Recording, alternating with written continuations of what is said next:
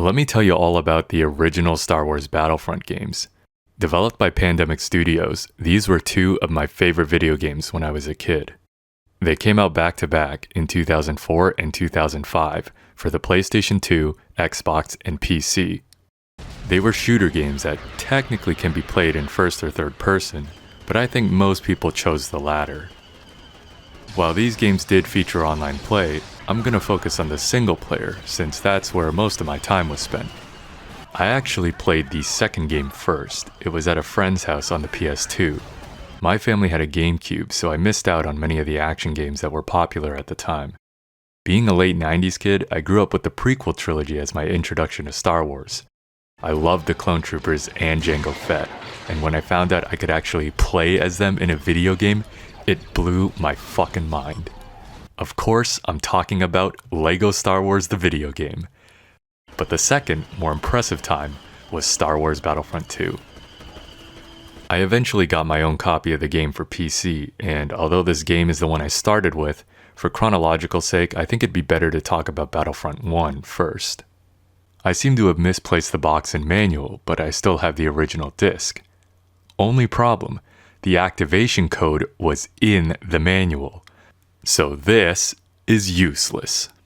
My copy on PC came bundled with Republic Commando and Jedi Knight 2, but there exists a compilation called Star Wars The Best of PC that has those three and Empire at War and Knights of the Old Republic. Damn! Star Wars Battlefront contains battle scenarios from the original trilogy and episodes 1 and 2, as this game actually came out before Revenge of the Sith. It had 3 single-player game modes, Campaign, Galactic Conquest, and Instant Action. The campaign is split into the Clone Wars and the Galactic Civil War, with each taking place in their respective trilogies. In all honesty, the campaigns are not very impressive. It's essentially just a pre-made set list of maps with scenes from the films sprinkled in to provide a loose story. Every level plays the exact same as the game only has one game mode.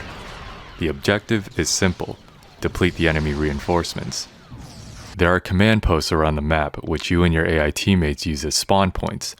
Holding a majority of these is essential to achieving victory, and holding all of them will end the game outright. In some levels, an AI-controlled Jedi or Sith will help your team in combat. It's sorta like Conquest from the Battlefield series. In fact, in Battlefront 2 this mode is called Conquest, but I'm not sure if it was also called this in Battlefront 1 since it was just the default mode. Galactic Conquest is a turn-based strategy mode where you get to pick the era and faction you play as. Basically, you have to take over all the planets by winning battles, which of course is just the standard Conquest mode. Every planet has 2 battlefronts or maps, so winning once on an enemy-controlled planet will give it a contested state, and winning a second time will give you control. Each planet you control allows you to choose a bonus for your team in future battles, but only one planetary bonus can be used per match. You may have noticed these counters on the side of the home planets. These fill up every time you win a battle. After winning 4 battles, you enable your faction's special ability. When playing as the Republic or Rebels, the ability will automatically take over the next planet you choose to attack. The Separatists and Empire's ability erases one of the planets from the map. Battlefront secured. Once you control all the planets, you can attack the enemy's home planet and win the conquest. It's not that complex, but does add a bit of a strategic element to the game. Instant Action lets you pick whatever map and era you want, although some maps are only available during one era, like Kamino, Geonosis, Hoth, and Endor. Unfortunately, eras can't cross, so you can't have clones fighting stormtroopers or rebels fighting droids, for example. Moving on to the actual gameplay. First of all, check out this loading screen.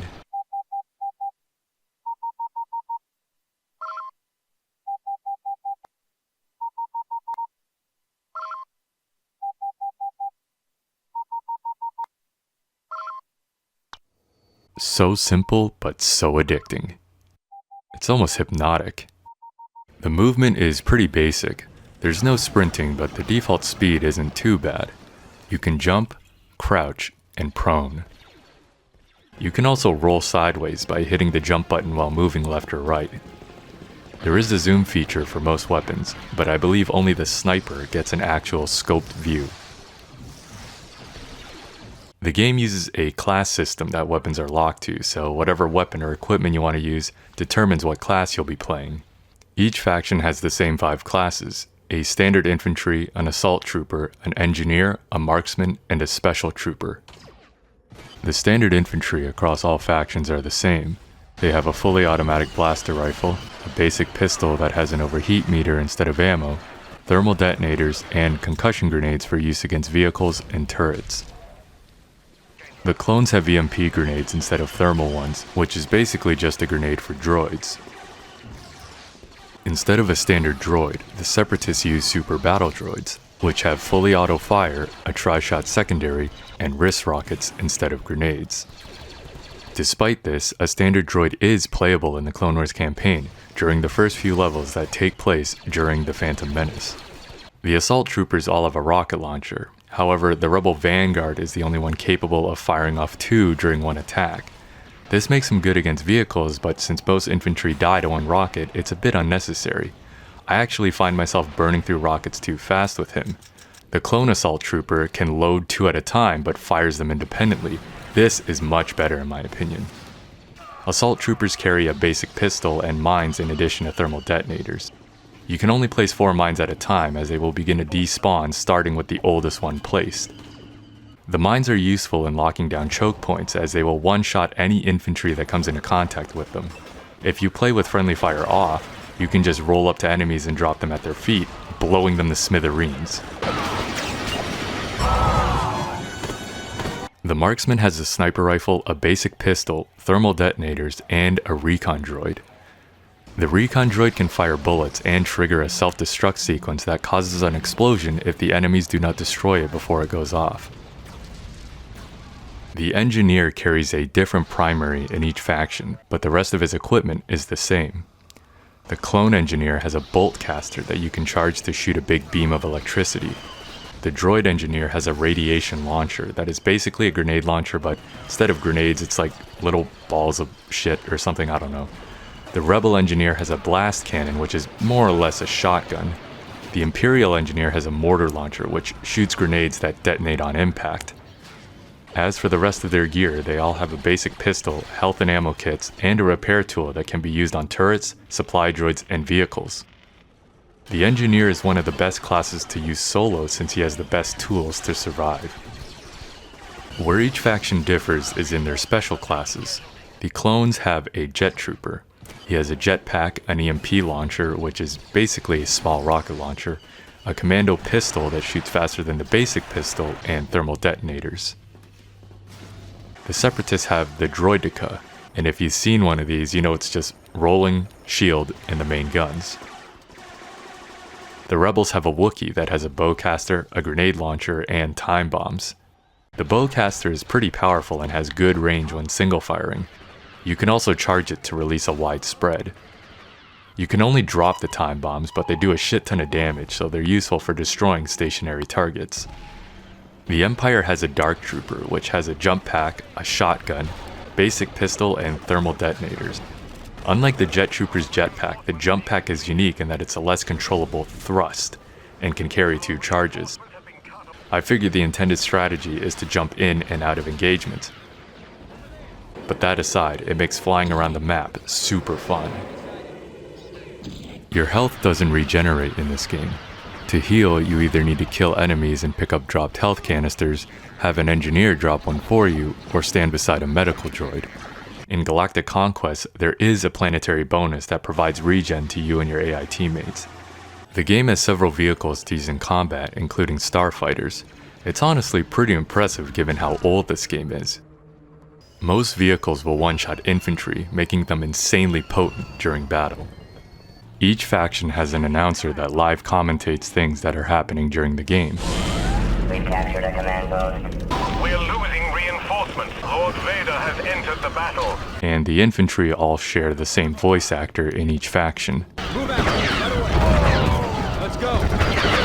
I love that they actually got Tamora Morrison to voice all the clones. Right away, sir. We've captured the cloning facility. In instant action, there is an option to spawn an AI-controlled Jedi or Sith for each team.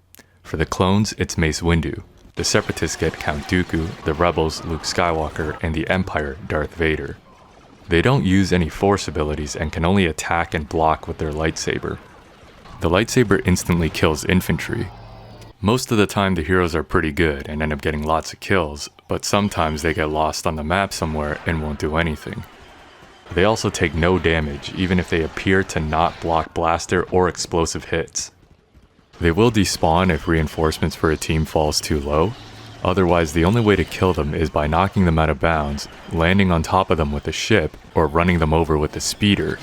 And that last one I have not been able to do, so if you want to try, be my guest. They do respawn, by the way, and they even show up on the scoreboard complete with stats and everything. The Jedi and Sith don't have any voice lines, but you can hear Darth Vader's famous breathing.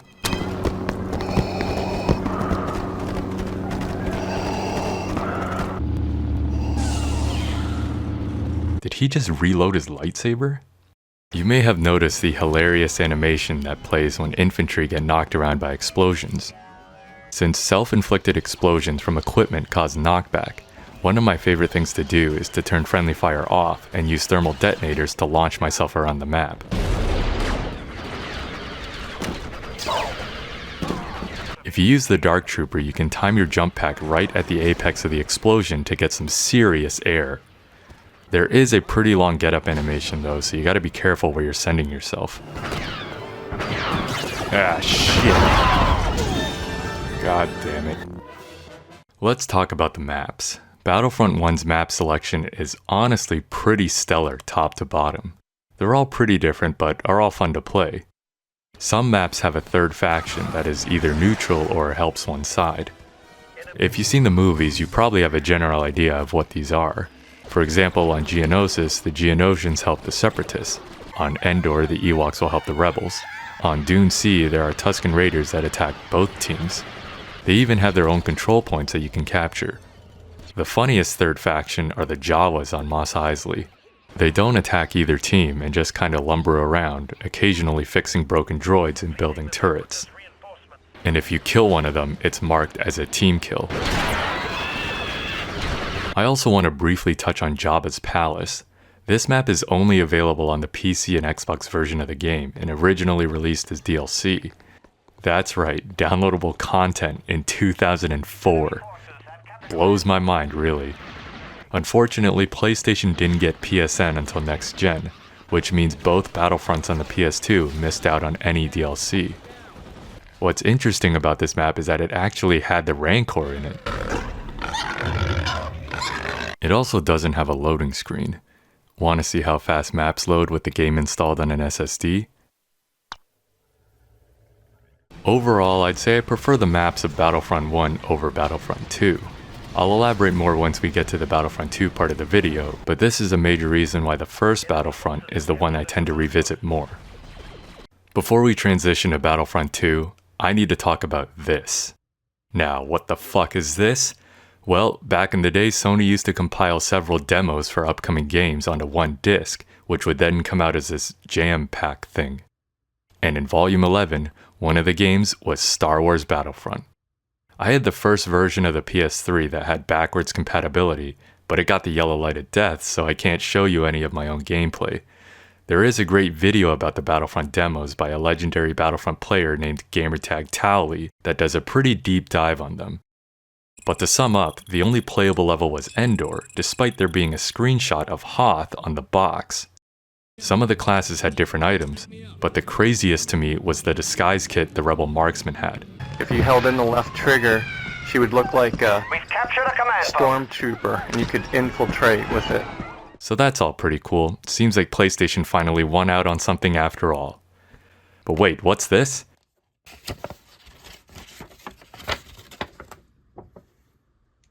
That's right, Xbox got their own demo of the game.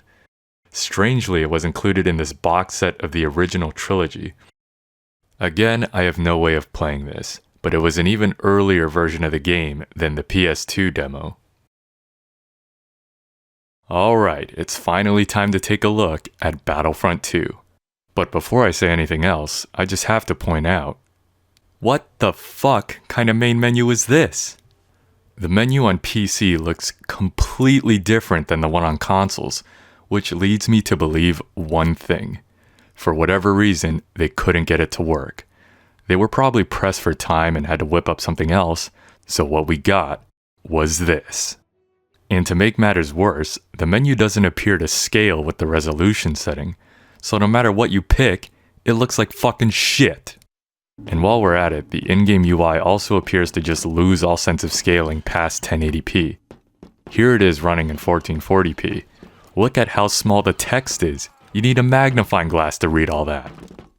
Now, normally, I wouldn't expect a game this old to scale up perfectly to HD, but Battlefront 1 scales up fine all the way up to 1440p. So what happened here? Anyways, gameplay-wise, it was very similar to the first Battlefront. They improved player mobility by adding sprinting and a dedicated roll button allowing you to roll in any direction. However, you can't go prone anymore. There was also still the option to play in first person, but again, I don't think many people did. The game would also feature space battles and playable heroes. This game came out the same year as Revenge of the Sith, so naturally a large focus was placed on the events of the movie. The campaign follows the 501st through Order 66 and their eventual transition into the Empire. In this game, they used in-game rendered cutscenes featuring narration from a 501st veteran, voiced by Tamora Morrison. During the waning hours of the Clone Wars, the 501st Legion was discreetly transferred back to Coruscant. What's weird though is that they didn't use Tamora for the clone voices.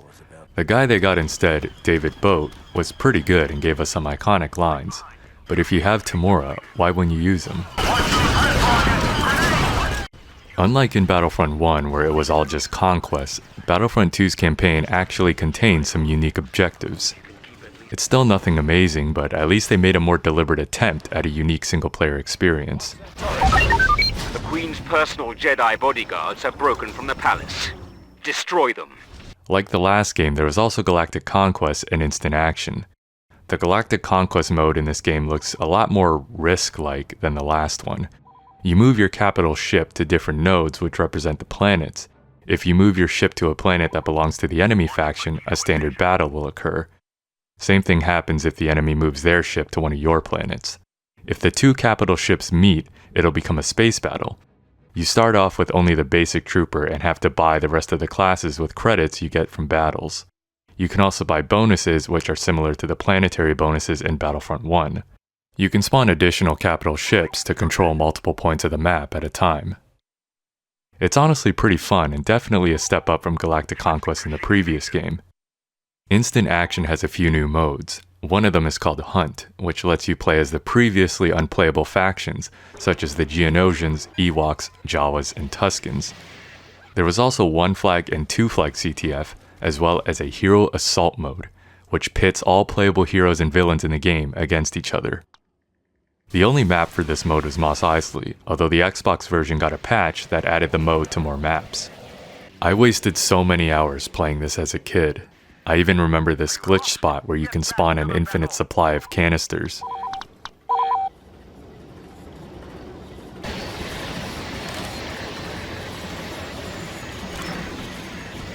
Unlike the last game, the heroes now have voices, and fans of the animated Star Wars shows will probably recognize several of the voice actors. Obi-Wan Kenobi here. I've engaged the enemy. Yoda, I am. Fight I will. Fate here, let's get this over with. This is Dooku. What is the situation? Mace Windu, reporting for duty. Space maps have Capture the Flag and a special version of Assault. Basically, the first team to reach the point limit wins. You earn points by killing enemies or destroying parts of the capital ship. You can actually land inside the enemy's capital ship and destroy the parts from there. It's riskier, but much faster than trying to destroy things from the outside. You spawn in your team's hangar, and there are usually several starfighters to choose from. There are two classes, a pilot and a marine. The pilot carries a pistol, fusion cutter, and time bombs. The pilot automatically repairs the ship during flight. Despite his limited arsenal, the pilot is the best class for sabotaging on foot, as the time bombs do crazy damage. The marine carries a blaster rifle, rocket launcher, and thermal detonators. The marine is obviously good for fighting other infantry. This is quite an innovative game mode, but unfortunately once the novelty wears off, it ends up getting a bit repetitive. The class system got a bit of an overhaul. There's a few differences in equipment compared to the last game, but it seems they standardized the loadout for the 4 main classes across each faction. I think the only new gadget worth mentioning is the Det Pack, which is essentially C4. With friendly fire off, the engineer is now even more powerful and can obliterate most infantry with ease. Each faction still has the same special trooper from the previous game, but they added another one, so now every faction has 2. They also required the player to accumulate some points to play as them, which they could get by capturing command posts and killing enemies. The points don't reset, it's basically just a small time gate to prevent players from starting the match with these classes. The Republic's new class was the Clone Commander. I always thought these guys looked like the Executioner from Shrek. In the game, they have this big-ass chain gun that utilizes an overheat meter instead of ammo. It also looks like it's firing actual bullets, which is kinda strange in a Star Wars game. The equipment is also kinda weird. They had a defensive buff called Rally that affects both the commander and nearby teammates. He also had a recon droid, as all the marksman classes had the recon droid replaced by an auto turret. The droid's new class is the Magna Guard, which sounds awesome, but they don't have the Electrostaff. Instead, they have a gun that fires rockets and a radiation launcher. They also have a recon droid and a buff called Neurotoxin. It's basically like an AoE poison. It's cool that they included this guy, but I feel like without the staff and even the cape, it just kinda misses the mark. The Rebels' new class is the Bothan Spy. This guy's pretty interesting. His primary weapon is an incineration gun. It's pretty powerful, but it just looks like you're shooting a flurry of pixels. Instead of a secondary, he has the ability to go invisible. As a countermeasure, they made this guy incredibly squishy. The equipment includes health regeneration and a time bomb. They're losing reinforcements. The Empire's new class is the Imperial Officer. He's got a dark helmet and carries a sonic pistol and mortar launcher. The sonic pistol is similar to the sonic blasters the Geonosians use. For his equipment, he has a recon droid and Rage, a supportive AoE buff that provides a damage boost to nearby teammates. Each team also gets a playable hero, which differs on every map. Only one player can play as the team's hero at a time, and it is usually awarded to the best player at some point during the match. Each hero will gradually lose health over time, but can recover some by killing enemies. The heroes are pretty overpowered against regular infantry, but an overwhelming amount of them can still kill you. I don't want to individually inspect each hero, so I'll keep it brief. All the lightsaber heroes have some kind of force ability. Most of them can throw their lightsaber, and Dooku and Sidious can shoot lightning. There are a few blaster heroes that are pretty good against infantry, but kinda suck against other heroes. The last thing I'll say about the heroes is regarding Jango Fett. What the fuck happened to his blaster? What is this? Why'd they give him some little pea shooter?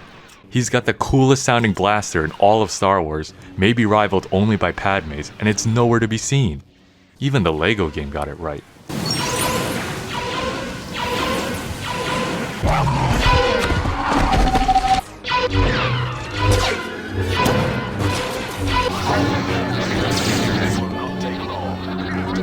What an absolute travesty.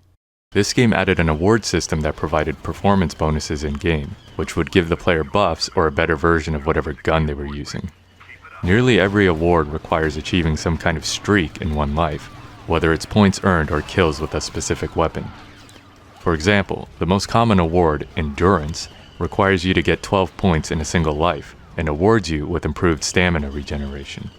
Accumulated awards are lost when you die, unless you've earned that individual award 64 or more times to achieve legendary status on it. If that didn't make sense, let me give an example.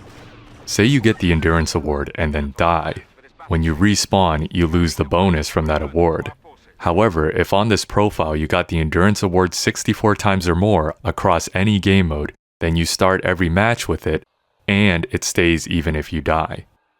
One of the best quality of life features added in this game is the ability to change classes without respawning. By walking over a command post and pressing the Enter Vehicle button, you can freely change classes as much as you please. Health and ammo are not restored after changing, but most command posts have health and ammo droids. If they are broken, you can switch to the engineer and fix them, and then switch back to your desired class. Surprisingly, only a handful of Battlefront 1 maps appear in Battlefront 2. Due to the tie-in with Revenge of the Sith, a majority of the new maps are centered around locations featured in the film, such as the Coruscant Jedi Temple, Felucia, the Kashyyyk Beach, Mustafar, Megiddo, Paulus Massa, and Utapau. There were also some new original trilogy locations such as Dagobah, inside the Death Star, and inside the Tantive 4. While I do really like some of the maps in Battlefront 2, I found a lot of the new ones to be a little too boxed in. What I loved about the Battlefront 1 maps were how open they felt. The Battlefront 2 maps feel a little too hectic at times. Some people might enjoy that kind of constant action, but I prefer there to be a little more space. The Xbox version got DLC that added Cloud City, both Renvar maps, and Yavin 4 Arena from Battlefront 1. The craziest thing of all was that this DLC added 2 new heroes, Kit Fisto and Asajj Ventress. Hot damn. Asajj's lightsabers were connected to each other, which gave her some really cool attack animations. They were almost like nunchucks. Unfortunately, I never played this game on Xbox. There are PC mods that add the DLC maps and heroes, but it seems they'll never be able to perfectly replicate the original animations. A minor thing I preferred in Battlefront 1 was that the victory screen usually gave you a free cam shot from somewhere on the map. In Battlefront 2, the game just freezes wherever you are. It's a small thing, but feels a bit anticlimactic. I also think the UI was dumbed down quite a bit compared to the first game. It just looks so generic in this one. Sure, Battlefront 2 had more mechanics to consider, such as stamina and hero health and abilities, but to me, the Battlefront 1 UI was just so much better. From the menu to the loading screen to the HUD in-game, everything just worked so well. It also pains me to say that with friendly fire off, they got rid of explosive knockback. Between the added mobility and the myriad of explosive devices, I kinda get why they made this change, but it's still a bit sad that I can't do grenade jumps anymore.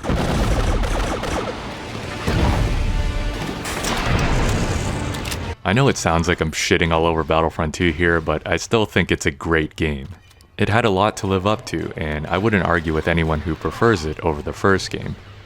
I will say, thanks to its improved movement, it feels much more responsive to play. The fact that this game came out just 1 year after Battlefront 1 is enough to applaud over. Packing playable heroes, additional classes, new maps and modes, and space battles into this game was one hell of an accomplishment. And I haven't even mentioned that these games use a ton of great music from the films, but due to copyrights I had to record most of the gameplay without any music. Put these two together and you have two of the finest Star Wars games ever made. A third major Battlefront title was in development by a different studio, Free Radical, and over the years, bits and pieces of it have been leaked onto the internet. From what we've seen, it was pretty ambitious and combined land and space combat. So in theory, you could fly a starship from the planet's surface up to a capital ship and begin roaming around up there. For whatever reason, the game was cancelled, and all that was left were the leaks and some assets that got reused in the PSP version of Battlefront Elite Squadron. It's a very sad end to what could have been a great follow-up to Battlefront 2. If this game had actually come out, I would have shit my pants. But hey, we still got two great games. Today, Battlefront 1 and 2 are nearly 20 years old, and their creator, Pandemic Studios, has been defunct for almost 14 years.